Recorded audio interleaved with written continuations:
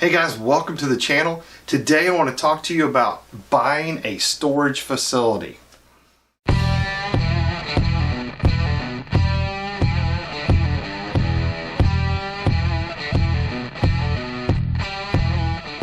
Before we get started, if you enjoy these videos and want to help us make more, please press the like button. Subscribe to our channel and press that bell for notifications so you know when we release new videos. Now let's get started. Hey guys, welcome to the channel. Today I want to talk about our newest venture in real estate. We just purchased a storage facility. This is our first time venturing into the commercial aspect of real estate. We've always done residential stuff in the past, but it's become more and more difficult to find good residential properties. So we took a turn and got into a new area, and that's what we're going to talk about today. Buying a storage facility. In 2020, we did not buy any properties. With COVID and all the shutdowns that were going on last year, it really hampered our investment opportunities. In 2021, we decided we would go back to trying to find some more rental properties to buy. Unfortunately, the real estate prices had shot up so much and the inventory is so low, it is very slim pickings out there. After months of looking, we finally found and bought a rental property back in the spring. We found it through a wholesaler who had sent me an email with a few pictures.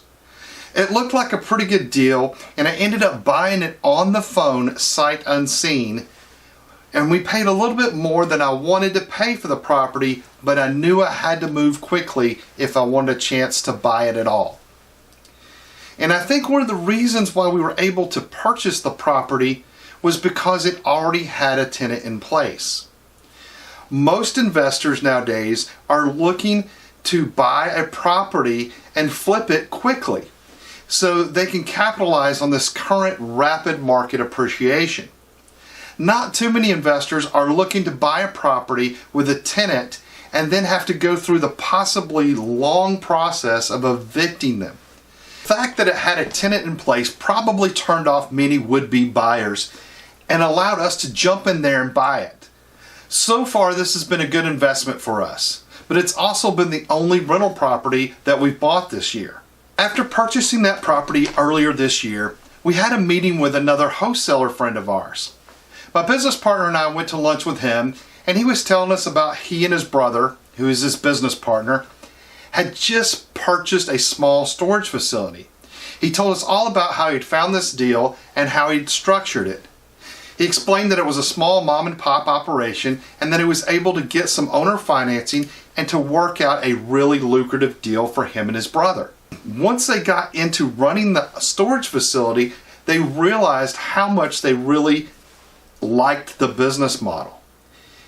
This new venture had made them decide to pursue more investments in storage.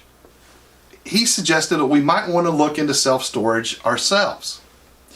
In the past, my business partner and I have looked at a couple of storage facilities that have popped up on the market. The last two that we looked at were priced over $1 million. Unfortunately, that's kind of out of our price range unless we're willing to do a large amount of financing, which neither of us wants to do.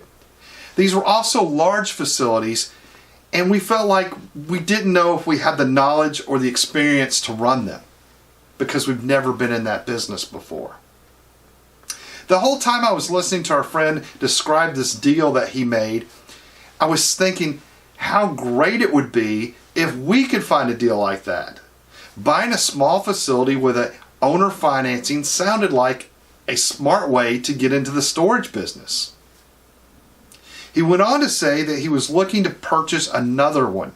He would like to find a larger storage facility and make a similar deal on it. I asked him to let us know if he comes across any small facilities for sale that he would not be interested in, and he said he would.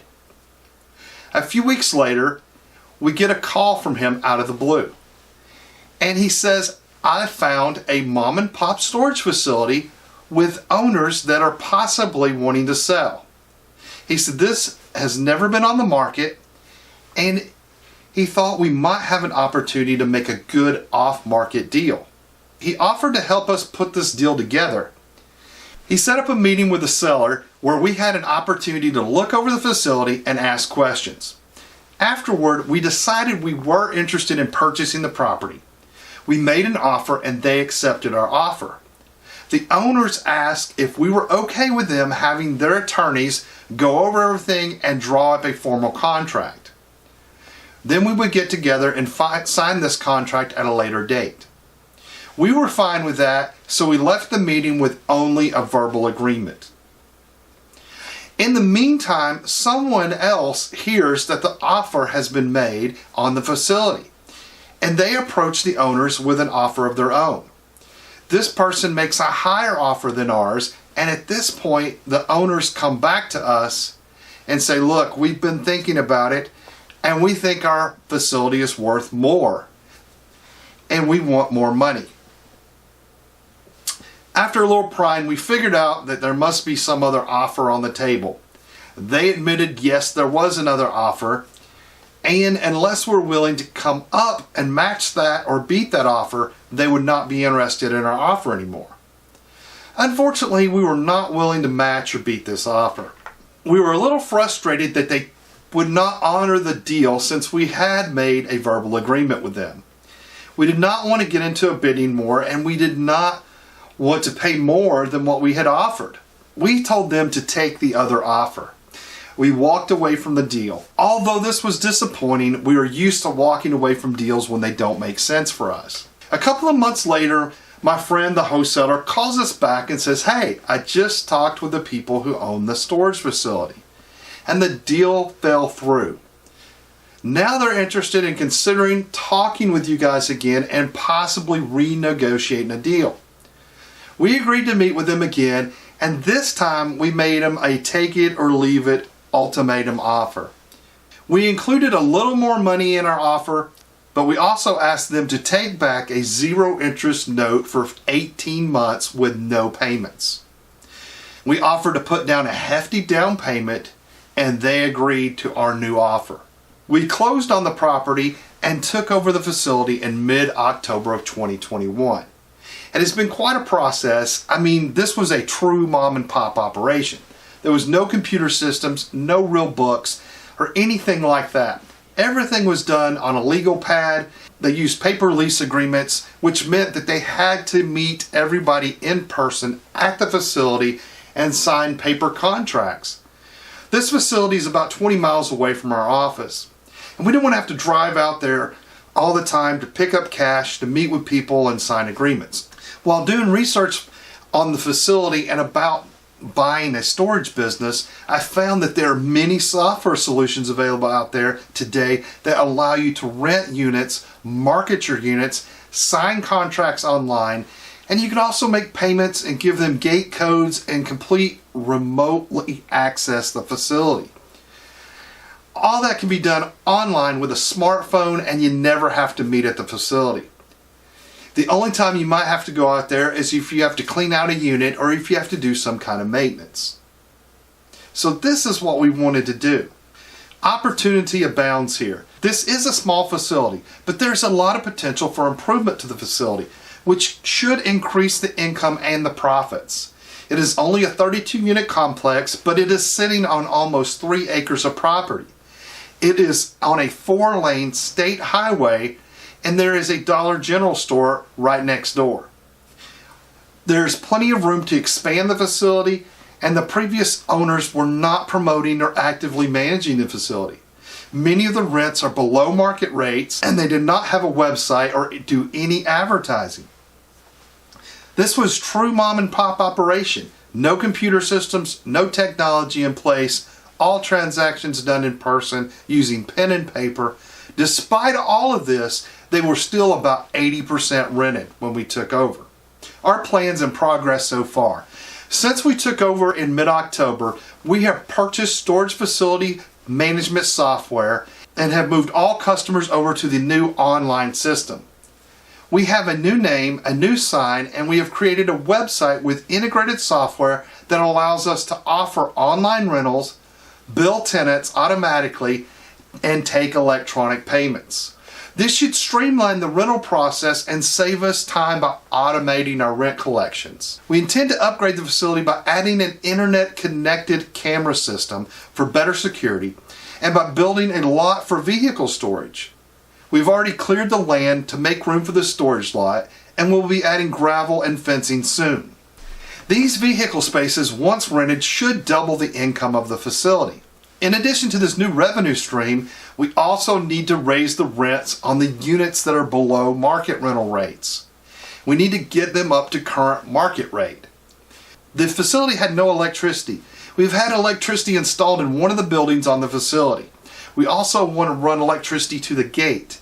Currently, we are using a solar-powered electric gate, which has broken down on us several times already. We are also in the process of having internet installed for our security cameras and for a future new gate controller system that will allow us to remotely control the gate using our phone and the internet. After doing some maintenance and repairs on several units, we have started advertising our vacant units. We also set up a Google business page. This has helped us quickly fill the facility to 100% occupancy. I thought I might take you on a quick tour of our facility. Here we are approaching the facility on the main highway. We're coming up to the entrance here. Here's some of the standard units that we have. There's really three groups of buildings. There's the side there. There's this big building that is a metal constructed building in the center, and it has the most storage units in it. It has over 20 units in it. And then we have three garage buildings in the front. This place was originally built as a garage building company, and those were the model garages, and they would come out and build those garages on your property. At some point they decided to add the storage. They added a storage lot behind the garages, and you can see here the ones on the ends are larger. Here's our gate. This is our solar powered gate here.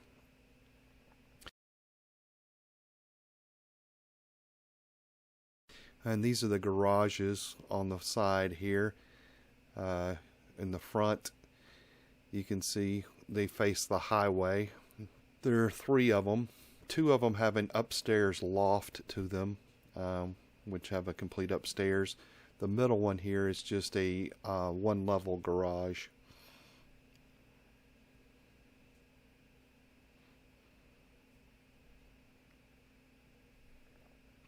The area over to the side here that we're coming to, you can see all the trees and brush straight ahead here. That is about another acre of land, or a couple of acres actually of land that we actually own and that we're going to clear off. Hey guys, here at the storage units, we're checking them out here. We're having them clear the lot over here on the side. We've got a lot back here that we got a guy running a bulldozer. You can actually see now that there's a Dollar General store over there. You couldn't see that a couple of days ago, but we own about another acre or two over that way. We're going to add some more stuff. We're going to add some more units down this side here. We're going to add a parking lot over there to allow us to park vehicles and RVs.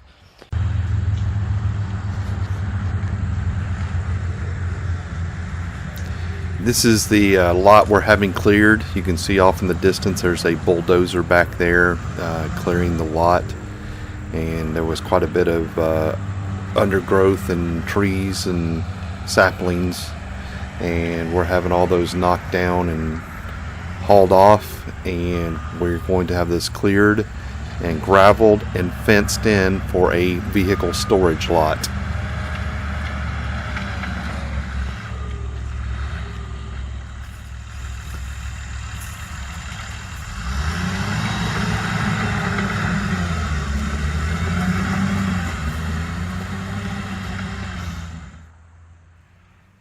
I'll be creating more videos showing the progress of our project here, and hopefully you can follow along with us as we go through and make these additions and improvements to the facility.